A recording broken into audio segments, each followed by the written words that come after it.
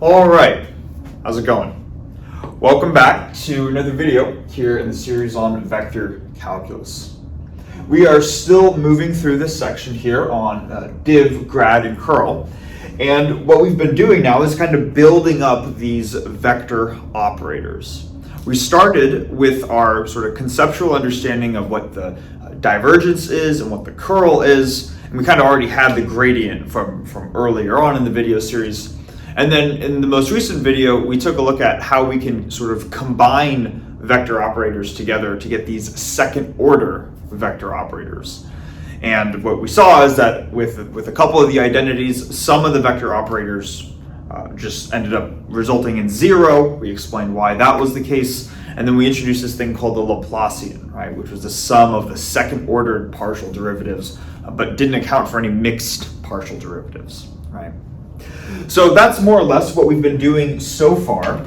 And what we're going to be naturally doing, or what we're going to be doing now, is kind of this natural extension that we've seen previously in this video series, where once we take a concept and we kind of get familiar with how that concept works, we say, okay, well, let's take that concept and now apply it to other coordinate systems, right?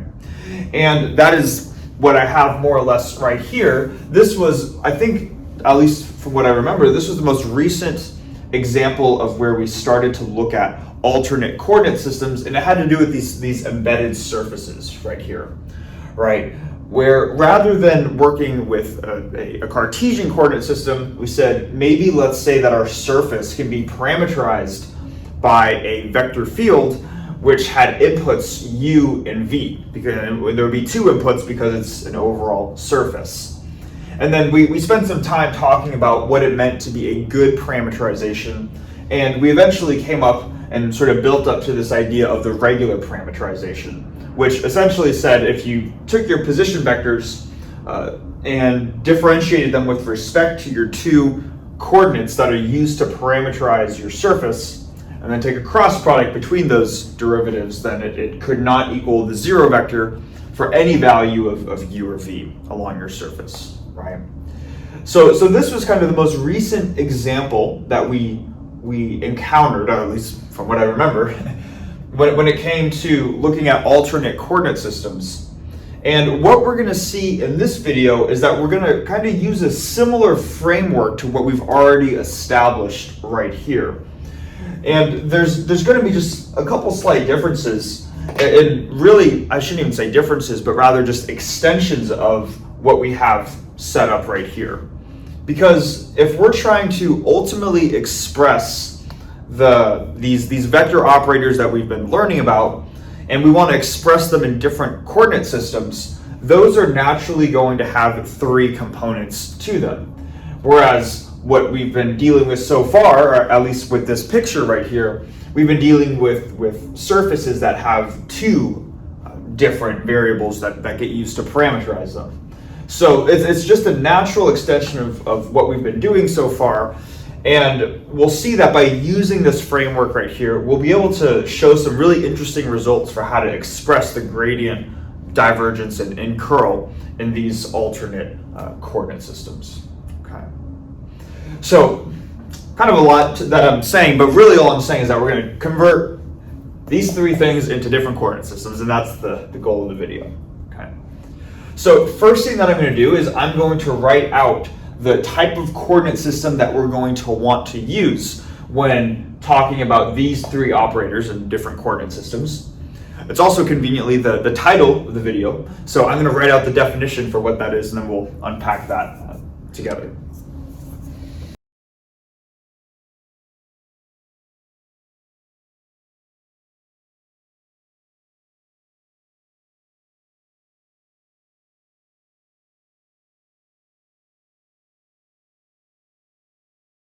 All right, so we have the definition here for these types of coordinates called orthogonal curvilinear coordinates. So let's go through it together. Maybe I'll stand over here. It says here that a set of coordinates to parameterize a volume, u, v, w, are considered orthogonal curvilinear if the tangent vectors are orthogonal. And then we got a bunch of math right here. Okay. So basically, there's this kind of like this long, sort of fancy sounding name, orthogonal curvilinear coordinates. But if we were to break it down, they're not saying a whole lot that's different than what we've already talked about. So what we were doing previously with embedded surfaces is we were parameterizing an embedded surface with two different variables because it was inherently a surface. Now what we're going to be doing is we're saying let's try to reparameterize some volume with three different sets of coordinates. So rather than x, y, z, we have u, comma, v, comma, w. And this is going to act as a set of general coordinate system, or a general set of coordinates, I should say, which together form a general coordinate system. This could be, in some common examples, this could be r phi z in the case where, or rho phi z if we're working with cylindrical coordinates, or rho theta phi if we're working with spherical coordinates. But in principle, this is going to work for any coordinate system. It could also be x, y, z as well. Cartesian coordinates falls under this definition here. So to explain the actual math, what they're doing with this set of coordinates is they're first looking at whatever the position vector r is and just differentiating it with respect to the three coordinates u, v, and w. Kind of like what we were doing with embedded surfaces. Once you take these partial derivatives right here, you're taking the partial derivative of some vector quantity. This is the position vector r. So when you differentiate a vector, you're going to get a vector as the output. And what they're doing here is they're writing it in a way so you have some quantity h in each of these derivatives times a unit vector. And the little hat at the top denotes that it's a unit vector, or a vector of length 1. So the way that we can conceptualize this here is to think of these h factors as just the magnitude of a given partial derivative. So for example, this hu factor, right, this hu is just going to be the magnitude of this derivative partial r partial u, like this. And the same thing would apply with the other quantities. So these h factors describe the magnitude, and then they're pointing in the direction of these unit vectors EU, EV, and EW. And because the h factors are inherently the magnitude, they need to be greater than 0, unless of course we're differentiating the position vector, which is considered the 0 vector, right? But we're assuming that the position vector is a non-zero vector, and hence these are going to be positive quantities, positive magnitudes. This cross product right here is just one condition to help ensure that we have an orthogonal right-handed coordinate system. But the main thing that we need to take away from this is that we can define a set of tangent vectors like this, and if these tangent vectors are all mutually orthogonal to each other, then essentially this set of coordinates UVW acts as a set of orthogonal curvilinear coordinates. And it is these coordinate systems, ones which the tangent vectors are all mutually orthogonal to each other, those are going to be the coordinate systems of interest when generalizing how to express the gradient, divergence, and curl. Okay. So it might seem like we're saying a lot, but we're not actually doing a lot, right? Because what we've done previously is really just this with our embedded surfaces, right? So what I want to do to show how this is kind of new stuff, because right now it might only seem that the new part of it is we're including these h factors right here. I want to start out by writing out the line element, the area element, and the volume element. And we're going to use those to help build up the gradient, divergence, and curl. Okay. So let's start with the line element, dr. So this is a small incremental vector, again, that points along the tangent direction of a line, right? So if you had some curve like this, then maybe dr at this point would be a little vector like this, then it would be a vector like this, and as you keep progressing along the line, this dr vector is progressively moving tangent to that line. So the way that we would write this out is, well, first we can expand this using chain rule, right? So dr can be expressed as partial r partial u du plus partial r partial v dv.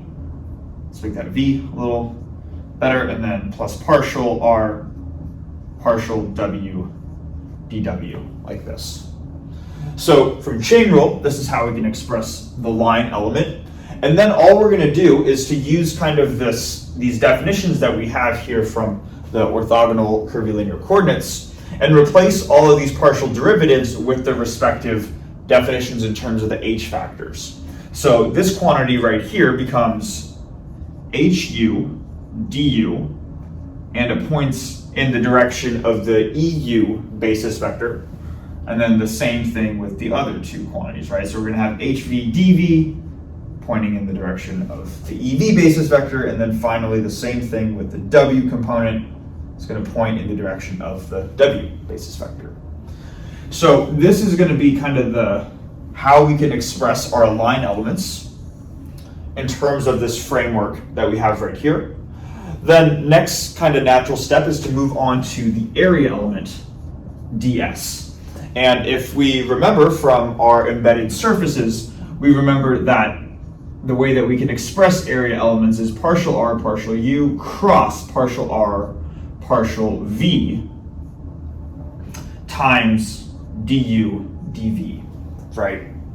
So by rewriting this quantity right here, let's just figure out the same thing as what we did before. We're just going to replace these partial derivatives with their h factor expressions. So then this is going to become partial r partial u is this quantity, so hu eu, like this, cross hv ev du dv, like this. And then what we can do with the cross product, hu and hv are just the magnitudes, so we can bring the magnitudes out and just simply take the cross product of our u and v basis vectors, or unit basis vectors, I should say. And when we do that, from the definition, EU cross EV gives us EW.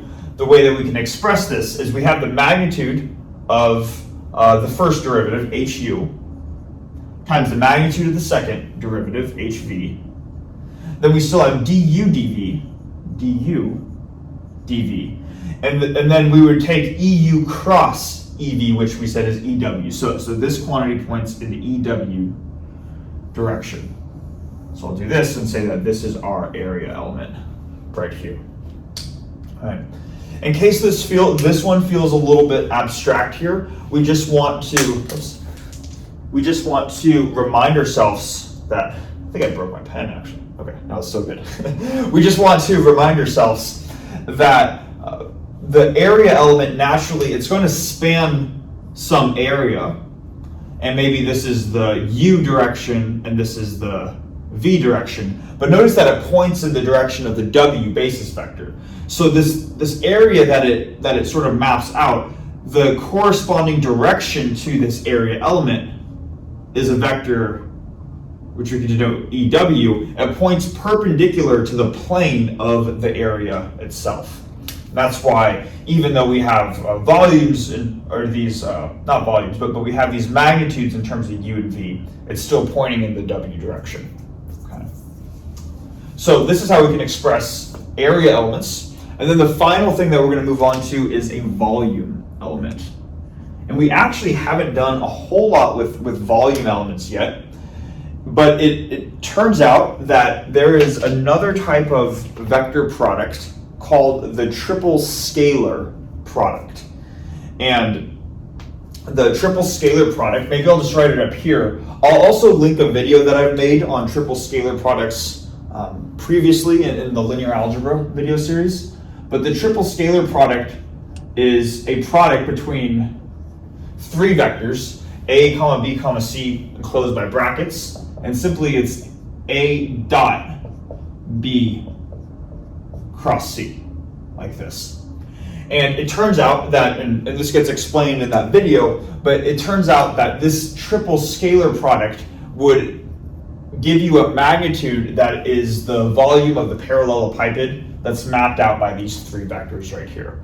Or in the case where our three vectors are orthogonal, like with the coordinate systems that we're going to be working with, and these are all unit vectors, it's going to map out a cube, which has an associated volume. Okay?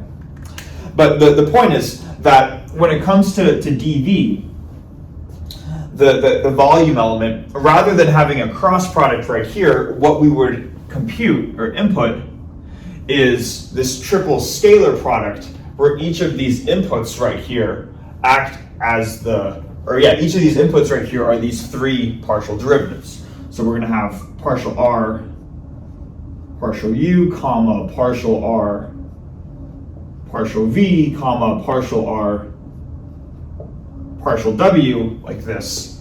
And then rather than having du, dv, because it's a volume element, we're going to have du, dv, dw, like this. And it turns out that in the case where everything is mutually orthogonal to each other, if you were to evaluate this triple scalar product, then what you would end up getting is just the product of the three magnitudes, the three h factors, times this product of differentials right here. So if you were to evaluate this using this rule right here, you would get hu, hv, hw, the product of those three, times du, dv, dw, like this. So we'll put a little box around that one as well. Okay. So really up until this point, we're saying, okay, we have this set of coordinates, the curvilinear coordinates, and we want to ensure that they're orthogonal to each other.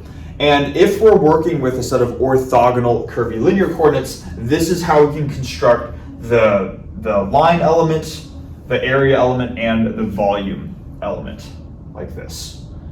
So the next step is to say, okay, now that we kind of have these at our disposal, let's start to construct these three operators right here. Maybe one final thing that is coming to my head too as I'm saying this is that even though the main goal in this is to be able to reconstruct these three operators in any coordinate system, keep in mind that whenever you're computing a line integral or a surface integral or a volume integral, the way that you can go about computing those line elements, area elements, and volume elements is given by these expressions right here. So essentially the process, and I'll just kind of quickly outline it, is once you have your position vector r, define it in terms of whatever your coordinate system is. So that could be, if you're going in spherical coordinates, then you would differentiate your position vector with respect to r, theta, and phi. You take the magnitudes of those derivatives, hu, hv, and hw, and then you just plug them into these expressions right here, and that should tell you how to compute line integrals, surface integrals, and volume integrals. Okay. So hopefully that makes sense. This is the general expression for how all of those things arise. Now, next thing that I'm going to do is just erase this board right here, and then we're going to start to actually develop these three operators right here. Okay, so now that we've expressed the line element, area element, and volume element in terms of those h factors for a general coordinate system, the first thing that we're going to want to do is to be able to rewrite the gradient in a general coordinate system. So to do that, our starting point here is just going to look at some scalar function, and we'll write this scalar function here as just f of r. Okay. And with this scalar function, what we're going to do is we're going to take a differential of this scalar function. So we're going to write out quantity df, and then we're going to show how there are multiple different ways which we can express the differential of f, and then ultimately use the multiple ways of expressing df to ultimately find an expression for the gradient in arbitrary coordinates. So one way which we can express the differential is just through chain rule. And if this was Cartesian coordinates, this would be a function of x, y, and z. But in an arbitrary coordinate system, then it's going to be a function of u, v, and w for whatever those are. So by chain rule, we can express this as the partial derivative, partial f, partial u times du, plus partial f, partial v, dv, let's make that partial a little better, and then plus partial f, partial w, dw, like this. So chain rule is one way which we can express the differential. Now another way which we can express this differential is going back all the way to kind of the beginning of the video series, where we talked about what it meant to take the derivative of a scalar function. And if you remember, this is a while back, but we said that the derivative could be expressed as the gradient of f and a dot product with the line element dr, like this. So if we were to write this out, what we've typically done before is just said, oh, well, the gradient is partial the x derivative plus the y derivative plus the z derivative. But now this is this unknown quantity, and we're trying to find out what this is equal to. So we're not just going to write in partial u, or the u partial derivative plus the v partial derivative plus the w partial derivative. But instead what we're going to do is we're just going to say that the gradient of f is going to be what I'm going to do is I'm going to denote some placeholder variables. So I'll say that it's going to have a u component of g sub u along the u basis vector, plus some v variable along the v basis vector, plus some w variable along the w basis vector. Okay. So these g quantities don't really mean anything other than I want to put a placeholder to denote the u, v, and w components of the gradient, which is why I'm calling it g, but they don't mean anything beyond that. So this is how we're going to express the gradient for now, and then the line element is what we just found in the previous whiteboard. So we can say that this is, this is hu times du along the EU direction plus hv dv times ev, or along the v direction plus hw dw. It's kind of repetitive, right? Along the w direction like this. So it's this dot product of two things. And our ultimate goal here is going to be finding out what these different gu, gv, and gw quantities are. Because if we know what those are, we can just plug those in, and that will give us an expression for the gradient, right? So first thing that I can do with this is I can just evaluate the dot product. And when I do that, because we're working with an orthonormal basis, this is going to be pretty straightforward. We're just going to take this quantity times this quantity. EU times EU is just 1. So that's going to give us GU, HU, DU plus GV, HV, DV plus GW, HW, DW. Okay. So it does feel very repetitive. But now what we have here is we have one expression for the differential in terms of chain rule, and the other expression coming from the derivative of a scalar function involving a dot product, like this. So what we're going to do now is we're going to match up like components from these two definitions. And we'll just look at the du components, and then the other two components we'll generalize from there. But if we look at the du components and equate those to each other, because they're both the same way of expressing df, then one way that we can express this term is partial f, partial u, du. And the other way is right here of gu, hu, du, like this. So we equate these two expressions, and we see that they both have a factor of du, so those cancel. And now what we can do is we can just solve for the gu, this placeholder variable.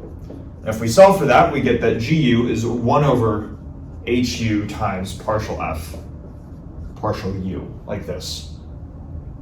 So this is good. We found out how to express one of these placeholder variables in terms of these other quantities, specifically in terms of these h factors, which are the magnitude of these tangent vectors, right? So now if we take this, let's just plug in what gu is into this term in parentheses, which is the gradient of f, and do the same thing with the other components, and we'll have our solution.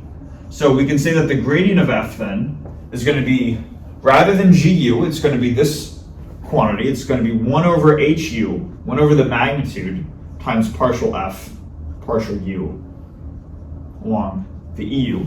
direction.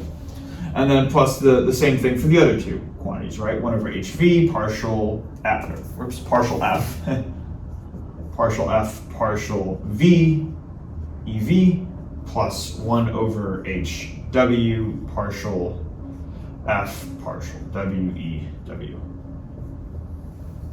Like this, okay? So this is how we can express the gradient in an arbitrary coordinate system. Or I should say the gradient of a scalar function. Now, the gradient of a scalar function is written like this. What if we want to just apply the del operator by itself? So we don't have del of f, but just del by itself, right? So if this is del of f, then we can write del, and maybe let's make sure that we have room. We can write del almost like this right here, but what I'm going to do is I'm just going to reorder a couple of things. Specifically, with each of these basis vectors, I'm now going to put them out to the front of the partial derivative. Let me first just write out what I mean, and then I'll explain why this is important. So instead of this term, I still have 1 over hu, but now I'm putting the basis vector eu in front of the u derivative, like this. And we're going to do the same thing with both the v components, like this, and then the w component as well. So we have this times partial v plus 1 over hw ew partial w. Second box, and hopefully we can see this down here. Now the question is, well, why am I doing this? And also, I guess, why does this matter? I guess they're kind of like similar questions. The first thing is going from here to here, we're just taking f out of these expressions, right? If we have del of f goes in here. If we don't have f, then we just replace them. But the reason why we're interchanging these is because there is a subtlety that comes with general coordinate systems that just don't appear in Cartesian coordinates. And I want to try to explain that to make sure because that's kind of the reason why. There's this additional subtlety we haven't covered. So or I should say, we haven't explicitly stated. So in Cartesian coordinates, the standard basis vectors are the I hat, j hat, and k hat basis vectors. They're all orthogonal to each other, they're mutually orthogonal, and they're all unit length, so it's an orthonormal basis. But one additional thing is that wherever you define this point where you have the I hat, j hat, and k hat basis vector, the I hat, j hat, and k hat basis vector are always going to be fixed. And this might seem like an obvious statement. Like, of course they're fixed, right? I hat is always going to point 1 unit in the positive x direction. J is always 1 unit in the positive y direction. K is always 1 unit in the positive z direction. What I'm saying is I could take these vectors, I could place them over here. I could shift them, just shift them in space, and their meaning does not change. I hat, j hat, and k hat will still have the same value regardless of where they're located in space. Now, it turns out this property actually is not true for all possible basis vectors.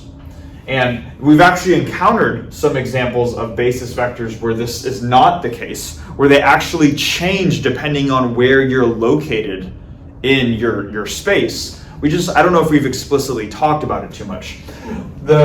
One of the, I guess, common examples, maybe we can go to a 2D example, but this will generalize to these 3D examples, is polar coordinates. So if we had, I guess, our origin right here, maybe we were to just draw some circle like this.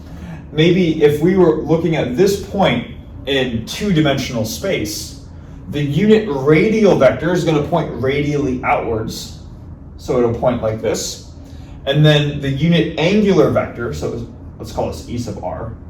And then the unit angular vector will make a 90-degree angle to this, and it will point along the counterclockwise direction. So we can call this E sub, I believe it's theta, like this. So this is how we could express the radial and angular polar basis vectors for one point in space, right? But if we were to all of a sudden go over here, notice that these quantities fundamentally change. They're not going to be pointing in the same direction, right? It's not like all of a sudden, and I'm just going to draw this with dashed arrows. It's not like E sub r can just translate over here. This dashed arrow that I just drew is not the radially outwards direction for this point.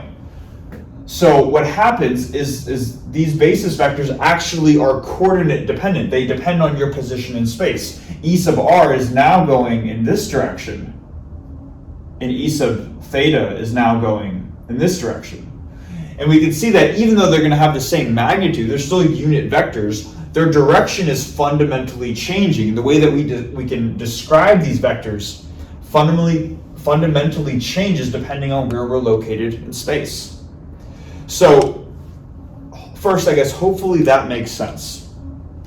Now, if that does make sense, going back to this here, the reason why we're putting the basis vectors in front of the derivatives is because these basis vectors in the general case will depend on where you're located in space. They're going to depend on your value of u, v, and w. If they depend on your value of u, v, and w, they are functions of u, v, and w. And if we were to keep the EU basis vector in front, it could incorrectly give off the impression that we're differentiating the EU basis vector. And it won't always be a constant that we can just pull out to the front. So it seems like if we put this here, we're taking a derivative that we don't want to take. We don't want to have 1 over HU partial U EU, because this quantity doesn't just automatically go out in front in the general case. It is not always a constant. It will depend on U. So what we really want to say is that if we apply del to F, we just want to say put F right there, right? That's what we want to say. But if we were to write the EU basis vector in front, if we were to write it like this, and then we were to apply F to it, this would read as you're taking the U derivative of the EU basis vector times F, and now you have this product rule that you don't want to have. Okay. So it's this subtle issue, but it's an important one, and it comes down to the fact that your basis vectors are coordinate dependent in the general case. We just don't see that with Cartesian coordinates. Okay. Hopefully that makes sense, and then hopefully I'm not over-explaining that either. So anyways, these are the expressions for the gradient of a scalar, the gradient by itself. Next thing we're going to move on to is the divergence, and we'll unpack that next.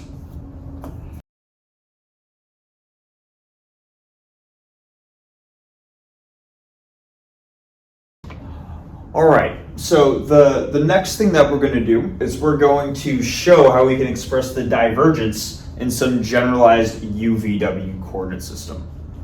And the way that we're going to do this is going to similarly align to how we just generalize, or how we define the divergence in the video on introducing divergence, where we're still working in Cartesian coordinates. So I have the same geometrical setup that we used from that video, and if you haven't seen that, I'd recommend checking that video out first, because we're going to go through a similar sort of technique, but not be quite as thorough as that video. So if you remember from that video, what we inherently were trying to do is we were first taking this cube, which was an overall surface S, and we wanted to start by just approximating the flux of some vector field through one of the given faces of the cube. So if we were to look at this frontmost face right here, we can call that S1, and maybe our goal is to find the flux of a vector field F through the surface S1, right? And if you remember from that video, what we did was we approximated this by saying, let's take the normal component of F, which I guess we would need to set up some coordinates. So before we would set up X, Y, and Z, in this case we'll set up U, V, and W. And we're going to say that they're orthogonal because their tangent vectors are mutually orthogonal to each other. And we're going to say that if the vector pointing out of the board is the u vector, then that is perpendicular to this frontmost face right here. So the normal component of f is going to be the component normal to this surface, and that is the u component. So we're going to approximate this as f of u evaluated at the center of this square right here. So we said that this is going to be u plus, or I should say u naught, the center, u naught, plus the shift of delta u over 2, comma v naught, comma w naught, like this. And if you remember in the divergence video, we approximated the flux through this surface by saying, let's multiply the value of the function at the center, so the center of this square, and we're going to multiply it by the overall area of the square, which in the previous video we just wrote as delta x, delta y, right? And this came from just finding like an incremental area coming from the area vector. But it's at this point where we can't just write delta u, delta v, because we saw in a couple whiteboards ago that the area vector itself had some h factors that were tacked onto it, right? Let's remind ourselves of what those were. For an area vector pointing in the w direction, because that's kind of what we wrote, right? We said that it was hu times hv times du dv along the w direction, right? What we want to do is we want to find the area vector along the u direction. So I'm just going to replace w with u. And if we're looking for the area vector along the u direction, that means that everything else is going to exist in the VW plane. And that kind of matches up with what we see right here, right? If the normal vector is in the u direction, it's perpendicular to the VW plane. So ds pointing in the u direction is hv times hw times dv dw, like this.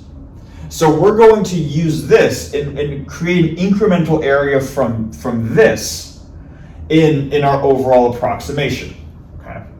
So let's see here. I think what I actually want to do, this is going to take a lot of room. So let me actually write this down here.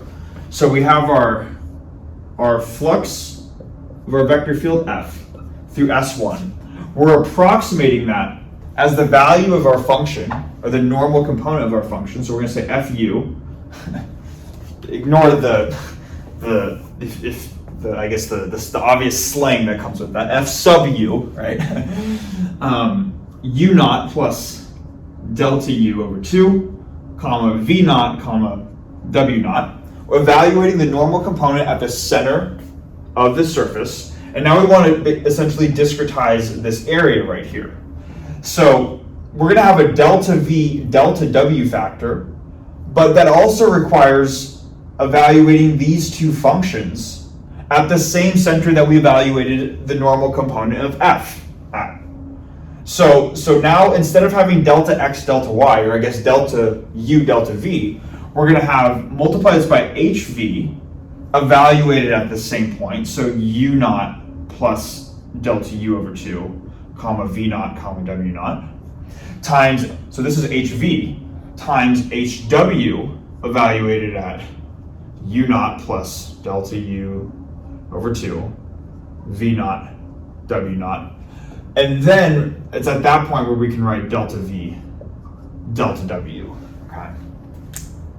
So it's the addition of these two factors right here. They are coordinate dependent. They're just derivatives of the position vector, right? They're inherently going to depend on u, v, and w.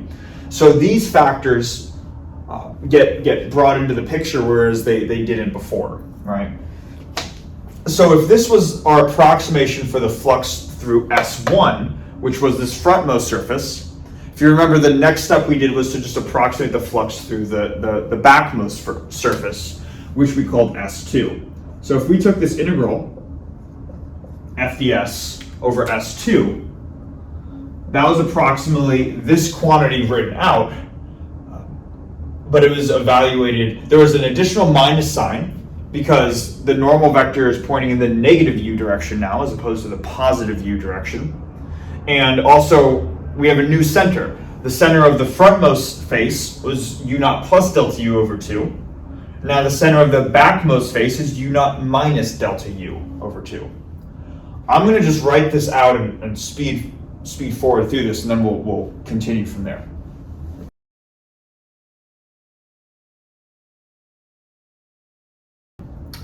Okay, so we have the flux written, or the approximation for the flux across the surface S2 right here. That is this long expression. And what you could imagine doing, and I'm not going to write it out because I just don't have the whiteboard space to do this, but you can imagine now kind of the next step that we had in the video on divergence, right? Where we took the flux across S1 plus S2. And when we were doing that, that ended up giving us this long quantity plus the negative, or this minus this long quantity right here, right? So for the purposes, because this is so long now, because we have these HV and HW factors right here, just assume that our overall board now is this first line minus the second line, and we're taking the flux over S1 plus S2. Now, what we can do is, because we ultimately want to find an expression for the divergence, right, is we want to take the flux per volume. So we want to divide by the volume 1 over delta V. And now it's just a matter of saying, okay, well, what is delta V? Well, that's the volume element, right? And we said in the couple of whiteboards ago that the volume element was just HU, HV, HW times DU, DV, DW, like this. So that's what we need to divide by in this overall expression right here. So I'm going to just, this is a little sloppy, but we have this quantity, I'm going to put brackets. We're starting our brackets here. We have this quantity minus this quantity, brackets. And we're just going to divide by our volume element, which is going to be 1 over HU, HV, HW, and then delta U, delta V, delta W, like this. I hope that's not too small and that we can still read that. So that's now how we can express our volume element, by including these H factors in there. And now it's just a matter of saying, okay, well, how do these things sort of cancel, right? Because we had some cancellation that we saw in the divergence video. So we'll see that in this top term, this bottom term, and then the outside 1 over the volume element, we have, oh, this shouldn't even be delta U, delta V, right? This should be delta V, delta W. I apologize for that. Right. In order to match that. Yeah, they both have delta V, delta W, which means that the delta V, delta W here and here cancel with delta V, delta W in the denominator. So this goes away, these go away. And what we're left with, what I'm going to do is I want to write this out in a single line. I'm not going to write out in parentheses the points that they're evaluated at, because it just takes up too much space. Okay? But we can say that 1 over delta V times the integral over S1 plus S2, taking the flux of f dot ds, or of f, right? We're now saying that is approximately this first term, which is f sub u times h sub v times h sub w, v h sub w. All of this is evaluated at the center of the frontmost face of the cube, minus this second term right here, which we have as f sub u, h sub v, h sub w, evaluated at the center of the backmost face of the cube. And then we're going to divide by everything that we see right here. And what I'm going to do is I'm just going to keep these HU, HV, HW quantities maybe out to the front and really just leave delta u in the denominator, okay? We see that delta v and delta w canceled, we still have delta u. And then we have 1 over hu, hv, hw, like this. And then if you take the limit as delta v goes to 0, this is where you get the actual divergence, right? That would be the limit as u goes to 0. And this whole quantity right here turns into a partial derivative. Because keep in mind, this was just a general volume element right here. But the quantities that actually had a delta u contained in them were all these terms in parentheses. That's all these functions right here in the numerator, and I guess as well as the denominator. So it's these quantities that get changed in the limit and end up going to 0. So in the limit, we can replace this approximation sign. We can say that it's approximately this, but then it's equal to the product of h factors up front, 1 over hu, hv, hw, and then this term right here becomes a partial derivative. It becomes the partial derivative of f sub u times h sub v times h sub w with respect to u. Okay. Now before, keep in mind, when we were just deriving this in Cartesian coordinates, this was just partial f sub x with respect to x. But now we see that in this generalized coordinate system, this derivative tacks on factors of hv and hw, and then we're dividing by this volume element here. So in a generalized coordinate system, we see that now the divergence starts to change in its overall formula. So what I'm going to do is I'm going to probably just erase what we have right here, and let's try to come up with an overall expression for the divergence. After all, what we've been approximating over here was just the flux through S1 and S2, the front and the back faces of the cube. But we could also apply the flux through S3, S4, S5, and S6, right? And what you would get if you added up the flux through all 6 of those surfaces together is this general expression for the divergence. So we have the divergence of a vector field in general coordinates. They're all going to have this volume factor, this product of h factors out in front. So we're going to have 1 over hu, hv, hw, and then the derivatives are no longer going to be partial f sub u with respect to u just by itself, but it's going to be partial f sub u, h sub v, h sub w with respect to u, plus then the v derivative, and we can kind of start to see a pattern by just following the structure right here. So if we're differentiating with respect to v, we're going to take the v component of f, and then the 2 h components that are not v. So now hu, hw like this, and then we're going to have one more term, which is the derivative with respect to w of fw, hu, hv. And let's put a box around this.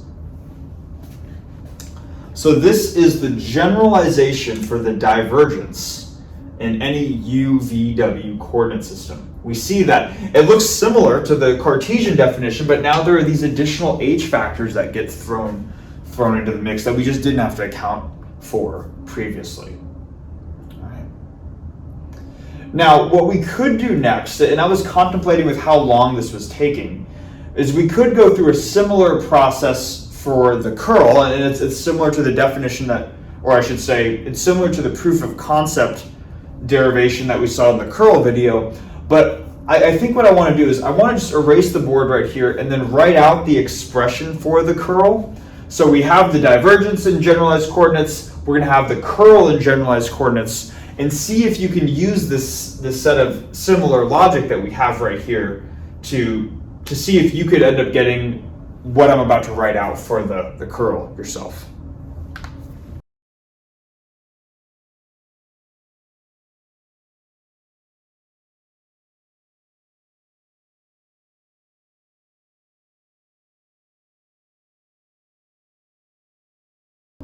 All right, so I rewrote the expression here for the divergence of the vector field in terms of some general coordinate system, and then also the corresponding expression for the curl. So if you were to go through the same sort of proof of concept, making the same generalizations that we did with the divergence, this is what you would get for the curl.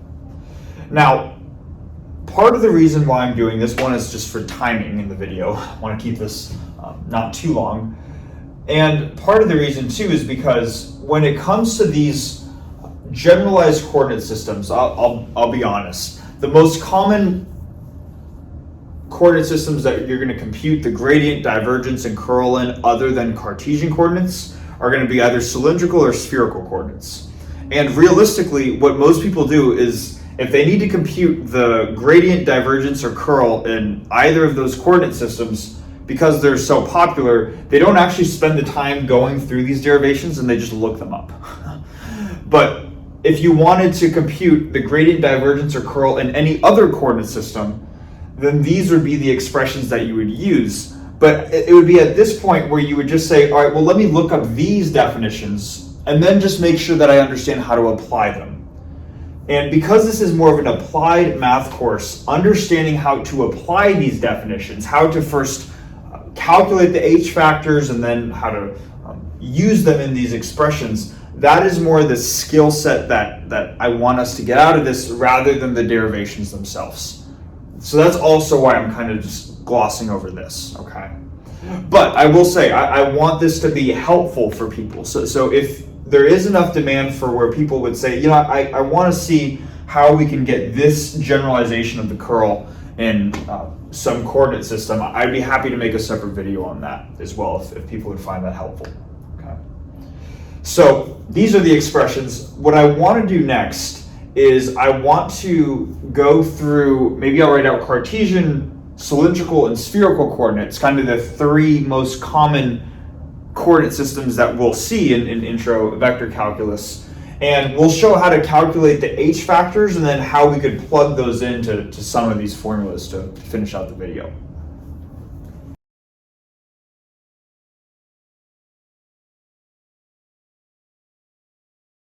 Okay, so to finish out the video, I want to go through a couple different coordinate systems to show how we can compute the gradient, divergence, and curl in these various coordinate systems. Okay. So starting with Cartesian coordinates, maybe let's just write out the expression for the generalized gradient here. So in general, the gradient can be expressed as 1 over u of eu times partial u plus the other two factors. So plus 1 over hv ev times the v derivative plus 1 over hw ew times the w derivative, right? I know this is going into cylindrical coordinates, but that's okay for now. So let's just keep in mind, this is the expression for the gradient in any coordinate system. We can ask ourselves, well, what was the gradient in Cartesian coordinates, right? And that's when we set u equal to x, v equal to y, and w equal to z. And in Cartesian coordinates, this was partial, the x derivative times I hat plus the y derivative times j hat plus the, oops, I need a partial, plus the z derivative times k hat, right? So there weren't these 1 over whatever factors in the Cartesian definition for the gradient, and that implies to us that h sub u, h sub v, and h sub w should all just be the number 1. And it turns out in the general case, they're not the number 1. So that's what I want to start with, is with Cartesian coordinates, let's show that each of these h factors are the number 1. And then when you set all of those h factors to the number 1, you can see that whether it's the gradient, divergence, or curl, you're going to reproduce the same standard operators that we've been working with so far. So how do we do this? How do we show that h sub u, h sub v, and h sub w are 1? Well, we want to keep in mind that h sub anything, I'll just start with h sub u, but h sub anything, h sub u, is simply the magnitude of the partial derivative of the position vector with respect to that coordinate, right? So what we need to do is we need to say, okay, well, what is the position vector with respect to, first, what's the position vector, right? Now, the position vector in Cartesian coordinates is just x times I hat plus y times j hat plus z times k hat, right? Now, what we would be doing then is saying, rather than having h sub u, let's compute h sub x. Maybe I'll do this over here. I realize I started by kind of partitioning the board, but I'm kind of diverting from that, it looks like. I don't know. So h sub x is going to be the magnitude of partial r with respect to x. Right? Now, if we were to differentiate this with respect to x, let's see what we would get. Let's just compute the derivative before taking the magnitude. So partial r, partial x, would be taking the derivative of this component, which is just I hat, like this, plus the derivative of this component, and y is a constant with respect to x, so plus 0 j hat. And then the same thing with the final term. We're going to have plus 0 k hat. And these are 0, so this is really just I hat. Partial r with respect to x is I hat. And then it's just a matter of asking, okay, well, what's the magnitude of I hat? Well, I hat's a unit vector, right? So its magnitude is 1. So it should make sense then that h sub x is 1. And also it should make sense that if you were to go for if you were to calculate h sub y or h sub z, you would also get 1 as well. And it's for this specific reason that because the position vector is defined this way, that's why all of these h factors in Cartesian coordinates go to 1, and that's why we've never had to worry about it up until this point. Things start getting interesting though once we go to cylindrical and spherical coordinates. So I think that's what I want to do next. And I'm realizing I'd rather than try to do it all at once, let me just erase the board. We'll talk about cylindrical coordinates, and then we'll see if we want to go to spherical coordinates at the end. All right, so I think thinking about it, it probably just makes the most sense to just show kind of an example of a coordinate system where not all of those h factors are 1, and then I'll save the other one for you to do as an exercise, and you can compare by just Googling what are the gradient, divergence, and curl in spherical coordinates. But we'll do the example of cylindrical coordinates and then call it there. So to find the h factors in cylindrical coordinates, well, let's just first think of what are these h factors that we want to find. And because cylindrical coordinates is defined in terms of r, some angle, they either call it theta or phi, and then z, we want to find h sub r, h sub theta, and h sub z. So all of these, again, involve just taking the magnitude of the partial derivative vector with respect to these given coordinates right here. So really, whenever you're working with any coordinate system, what you want to first do is you want to be able to express your position vector r in terms of whatever your coordinates are. So in this case, because it's cylindrical coordinates, maybe to avoid confusing notation, I have position vector r here. I'll call the radial coordinate rho. I want to be able to express r in terms of rho, comma, theta, or rho, theta, and z, right? Now, this is what we want to achieve. This is always kind of your step one. And the question is, well, how do you go about doing that, right? And what you can always do, you can always lean on Cartesian coordinates as a starting point, because we always know that in Cartesian coordinates, the position vector is x I hat plus y j hat plus z k hat, right? That's always going to be true. Now, the only thing that we need to do then is we need to be able to write r not in terms of x, y, and z, but rather the specified coordinates, which are rho, theta, and z. So with whatever your coordinate system is, you would need to find some relationship between the coordinate system that you want to work in general, your UVW coordinate system, and in this case, you'd be relating it to Cartesian coordinates, right? And that's usually the standard with what people will do. So what you could do is you could say, all right, well, what is an x distance represented by in cylindrical coordinates? And that would just be rho cosine theta. Same thing with y, except there'd be the other component. So it'd be rho sine theta. in the j hat direction, and then just z is the same as Cartesian coordinates in the k hat direction. So this is how we could express the position vector, still in terms of the standard basis, but its variables are expressed in terms of the polar coordinate or the cylindrical coordinate variables. So now that we have this expression for the position vector, let's start to just compute the various derivatives. So let's compute partial r with respect to rho and see what we get. So the derivative of this position vector with respect to rho means you differentiate the first component, which is cosine theta I hat, plus differentiating the second component, which is sine theta j hat, and then this third component doesn't depend on rho, so it's just 0. So I guess plus 0 k hat, like this.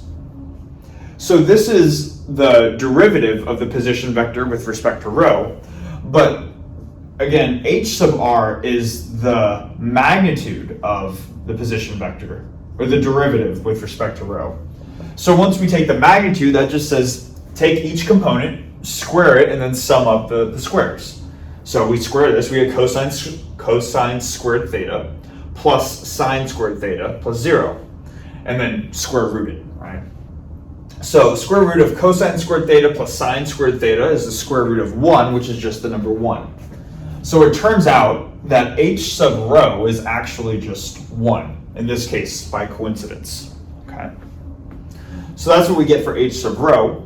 For let's compute h sub theta next. So to compute h sub theta, we need to first compute partial r, partial theta, like this. And again, same idea. We're just going to differentiate the position vector.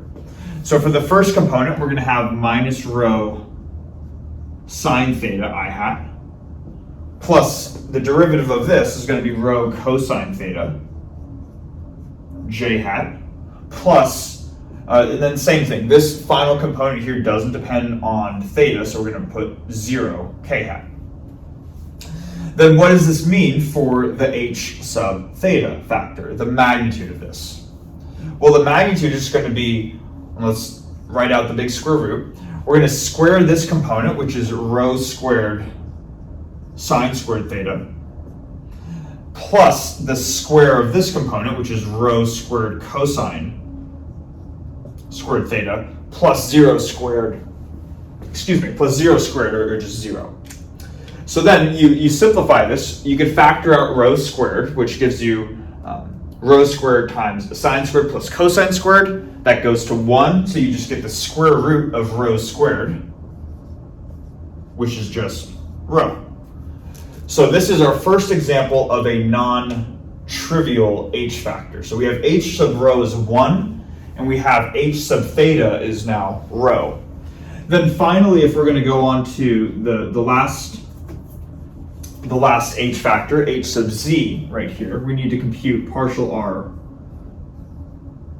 partial z, and first component doesn't have z, so this is 0 I hat, plus second component also does not have z, so 0 j hat, plus this component, the derivative of z with respect to z is just 1, or 1 times k hat. This simplifies to just k hat, and you say, what's the magnitude of this? Well, it's a unit vector, so the magnitude is 1. So this implies that h sub z is 1. So, yeah, or I guess we're not boxing them, right? but what we found is that h sub rho and h sub z are both 1 in cylindrical coordinates, but h sub theta is rho.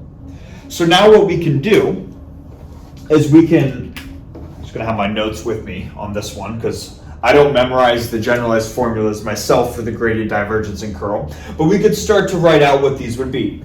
So for the gradient of a scalar function in cylindrical coordinates, that's going to be 1 over h rho, or in other words, 1 over 1 times partial f partial rho, e rho, like this, plus 1 over h theta, which is now rho, so 1 over rho partial f partial theta e theta plus 1 over hz, which is also just 1 over 1 partial f partial z, ez, like this.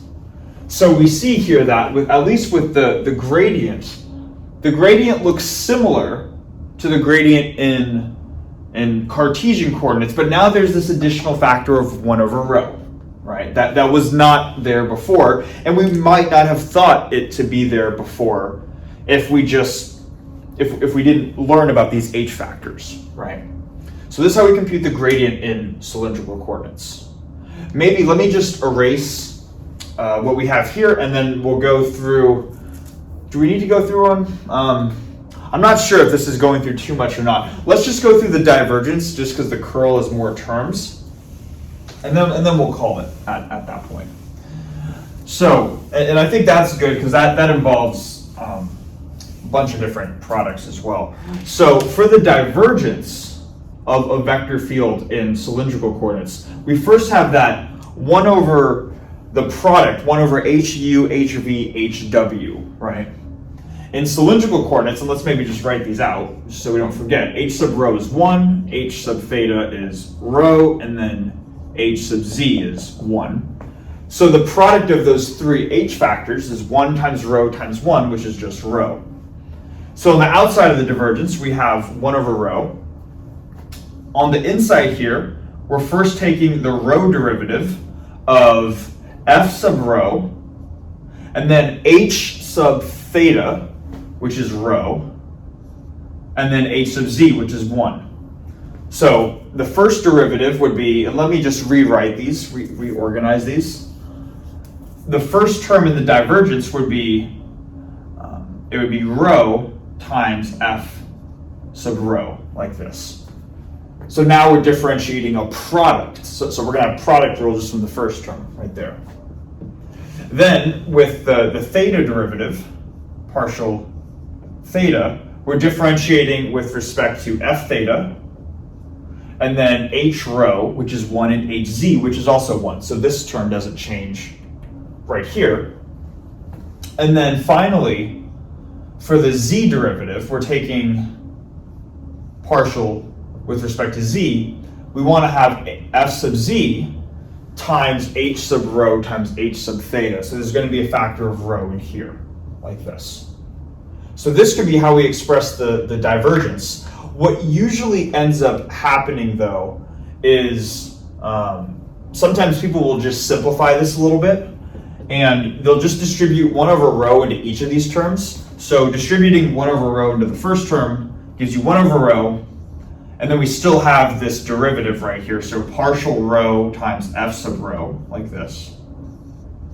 Notice that we can't cancel this rho with this rho because this rho is being differentiated where this one is outside the derivative. So we need to leave it like this. We can't just cancel them out.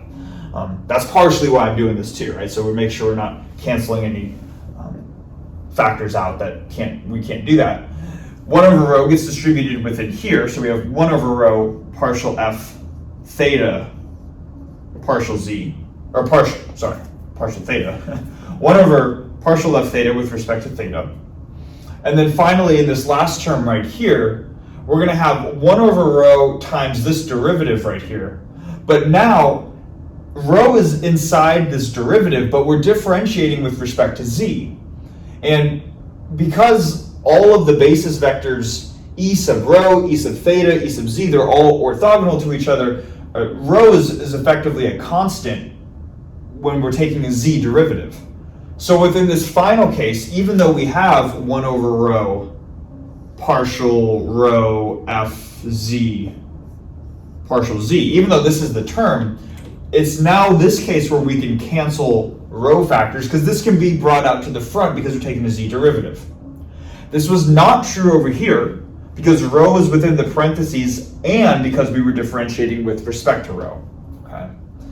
So these are some subtleties we want to be aware of, but a lot of times what you will see if you look up what is the divergence for a vector field in spherical coordinates, or I should say in cylindrical coordinates, excuse me. This is what they're going to provide. They'll provide it like this. This is where it comes from, which really came from that general expression that we had. I think that's probably good enough. And then any of these other examples, whether you're computing curls and cylindrical or spherical coordinates, you can try calculating the h factors yourselves and then plugging those into the gradient, divergence, and curl and see what you end up getting. All right. So that's how you convert. Sorry, it's been a late night, but that is how you convert between coordinate systems and compute these vector operators. So thanks so much for watching, and in the next video we'll move on to a new section where we start to talk about integral theorems, which is always great. So hopefully see you in the next one.